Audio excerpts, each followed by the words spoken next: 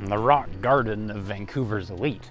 And once you've ridden the property wave of destruction through your own forests, you cash out a few million and come here to play hippie. Tesla, Tesla, Volt, Tesla, Tesla. But, even at this nexus of green politics and green cash, not a single electric motorcycle.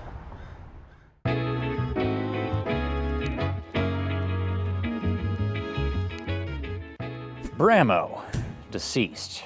Mission, deceased. Alta, deceased. Arc, deceased. Livewire, grounded. Routers estimates Harley sold as few as 400 in their first year, which would be 0.2% of total sales. Statistically, electric motorcycles are irrelevant. Even Zero, who sells the most, sells mostly to police and military, not civilians. Same story in the land of square plugs. Britain registers 1.25 million motorcycles, only 537 of which are electric. Meanwhile, 269,000 of their 32 million cars plug in, meaning green motorcycles lag behind four-wheelers by a factor of 20. Ugh. Electric motorcycles are failing.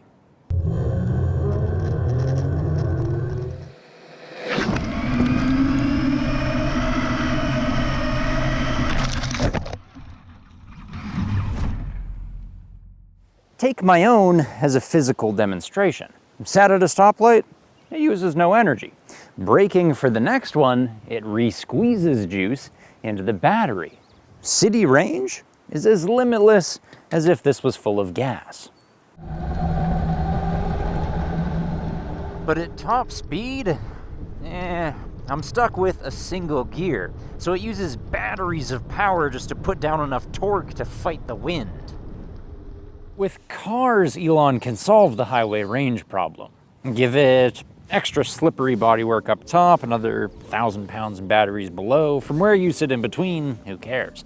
But on a bike, my torso is what it is, ladies. I ain't getting any more aerodynamic than this.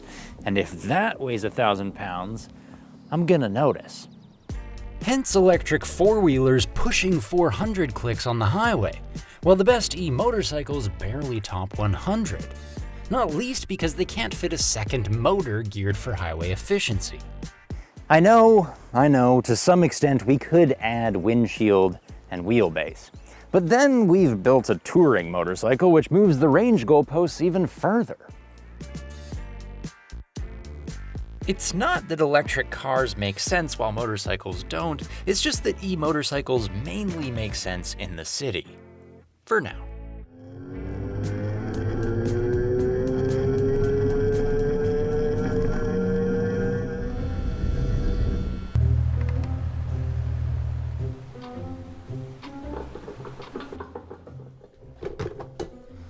Oh hi, I'm the motorcycle industry. It's impossible to misunderestimate my competence. Sure, the physics favors urban use, but I'm no physician. Business is about sales. EMCs lag pitifully behind cars, but e-bicycles are leapfrogging ahead. We're projected to buy 130 million of them in the next 3 years, meaning the best-selling EVs of all will be two-wheelers that are cheap, practical, and fit in the elevator. The solution is right in front of us. Obviously, we must build expensive, performance-oriented, huge machines. That will attract your typical millennial. The target buyer is young, but debt-free with 6 figures of expendable income.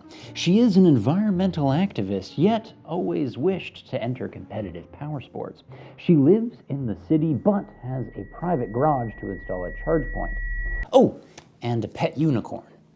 Sarcasm aside, the electric motorcycles that actually sell are cheap, small, and rideable with a regular driver's license.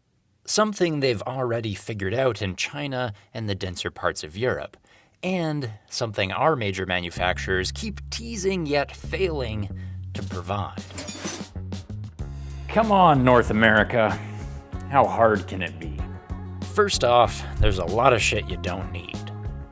And the TC90 Superleggera looks better anyway. And hipsters love these ruler-sharp frame lines, which are laid bare without all the internal combustion crap. Only this bulbous seat ruins the backbone, so let's chuck it. Heat the plastic pan of a plank seat and smoosh it to fit. Nice. And I gain access to this grab bar, which is handy for manhandling her into my apartment. That sounds creepy. Remember to resist anything too fast or expensive. This 1500-watt hub motor is the max you can ride without a motorcycle license. And this 20-amp-hour battery is tiny, yet packs enough energy to get you through the day. Like a Timbit. $1,400 from China. Hardware, spyware, all in. And since we're dealing directly with the factory, the children offered to build the motor axle to match my swing arm width, and the battery cells to match those frame mounts. Imagine the service if we ordered like 1,000 of them. I cut some Kydex, drill, heat, and bend to shape, add some insulation, and a grommet for cables. There's our battery box. The controller screws to the tank, the switchgear, dash, throttle, and levers clamp to the bars. And because it all came together, it all plugs together. For anyone who has lost their evening rebuilding a carb, electric. For anyone who has lost their day rebuilding a top end, electric. For anyone who has lost their mind troubleshooting a no start, electric. It's tempting, isn't it?